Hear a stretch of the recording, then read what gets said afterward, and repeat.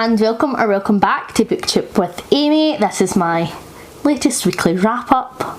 So the first book that I have to talk to you about is Tales from the Talking Board, and this is by Rossi Lockhart. So this is a short story collection. Look how gorgeous this cover is, first of all. Actual stunning.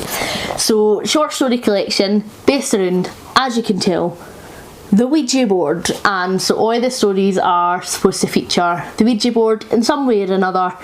And like all short story collections, it was a bit hit or miss, and some of these were amazing, really good. Some of them have stayed with me afterwards, like I keep thinking about them and thinking about the characters, like what happened to you, like what went on here, and I just can't shake them.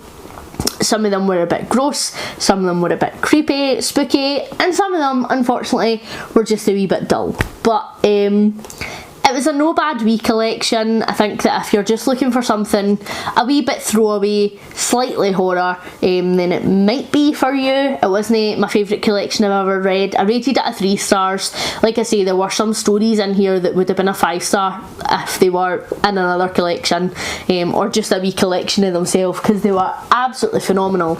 It would be worth checking out for those, but I feel like they were few and far between. There's only really 3 that I can think out of the entire book of short stories that were really that gripping or really that creepy for me. A lot of them were just kind of throwaway, and they didn't really build that creepy fear factory tension that I would look for from a horror story. So that was a wee bit disappointing. It wasn't the scariest thing I've ever read, and like, what's the point in reading it if I'm not maybe going to shit myself? So it was a 3 star for me.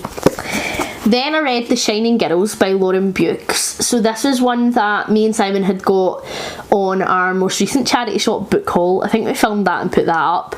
This isn't a book that I would usually have picked up, but I picked up because it sounded like it could be a wee bit supernaturally. So it says, the girl who wouldn't die, Kirby is lucky she survived the attack. She is sure there were other victims less fortunate, but the evidence she finds is impossible. Hunting a killer who shouldn't exist, Harper stalks his shining girls through the years and cuts the spark out of them. But what if the one that he got away came back for him? So I thought, like, shining girls, it cuts the spark out of them, maybe they had like some sort of a supernatural power, and I was like, oh, that could be interesting, so I decided to get it. Spoilers for anybody who fancies reading this, skip to the next timestamp. There is no supernatural power, right? They're called the Shining Girls because it takes a shine to them. That's it. So it was just a book about a serial killer, which, like, fair enough.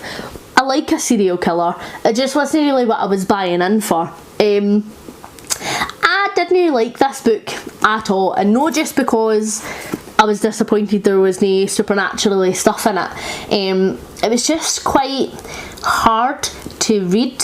I didn't feel like the pace was great, and I felt it to be quite confusing. So the serial killer can travel through time via a wormhole he's found in this house, and so he uses it so that he can travel forward and back in time to, like, stalk his victims through the ages, basically. And I just didn't really see how the time travel was relevant at all.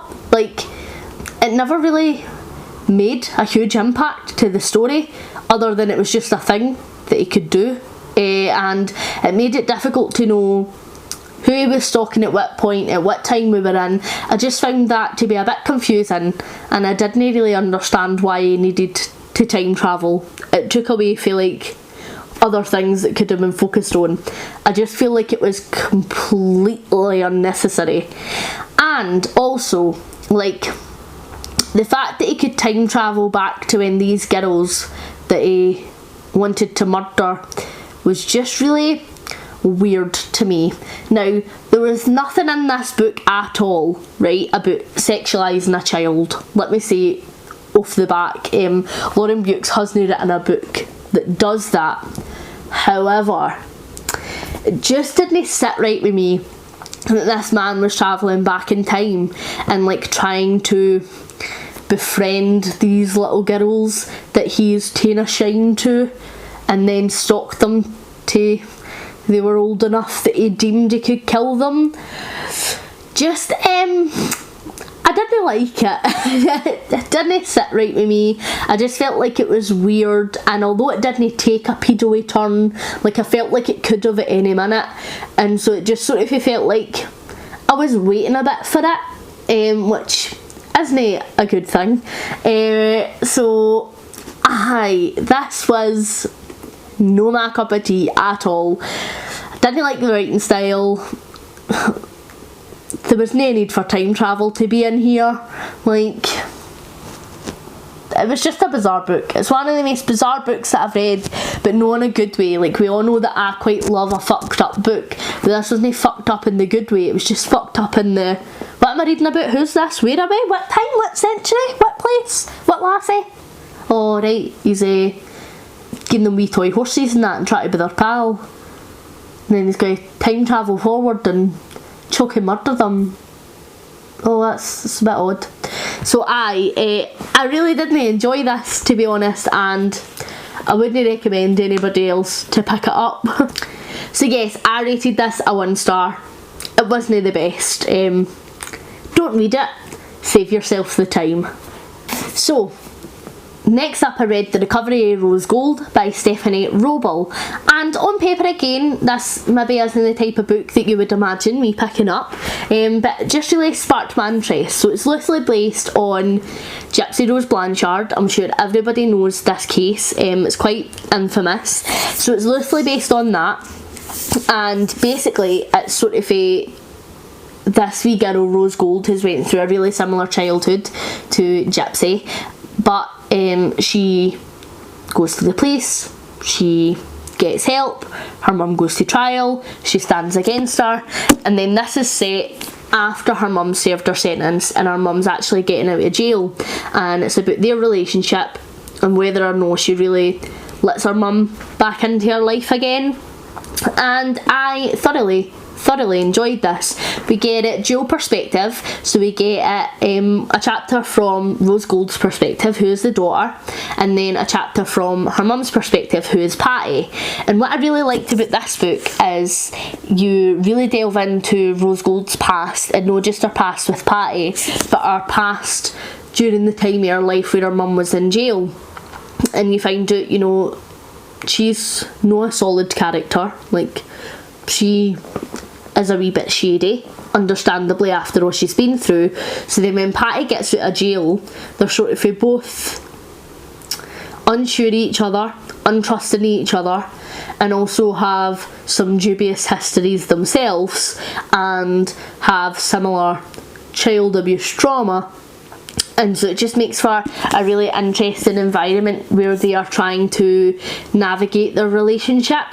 I thoroughly enjoyed it. I thought it was great, and in my head, and I'm not going to have anybody talk me out of this, Simon read this book after me and he totally disagreed with me, but whatever. This is a misery AU, and in my head Patty is just Annie Wilkes, but Annie is a mum. And like, I just couldn't get that out of my head, and so I had a great time with it. And I don't know if it was just because Annie Wilkes inserted herself into it and in my brain, or if because I actually thoroughly enjoyed the book. But either way, like, I had a great time. It was phenomenal. The story is told so brilliantly, and it's never confusing where you are or what's happening. It's really clear. I feel like we really get a good sense of both characters, Rose Gold and Patty, and we see both their flaws, their mistakes, their thought process regarding each other, which was just really interesting to me. So I thoroughly enjoyed it, and I rated it a 5 star. I'd highly recommend everybody to pick it up. I thought it was just a great book, and had a great time. So that's it from me. Hopefully you are enjoying everything that you are reading at the moment, and I will see you in the next one. Bye.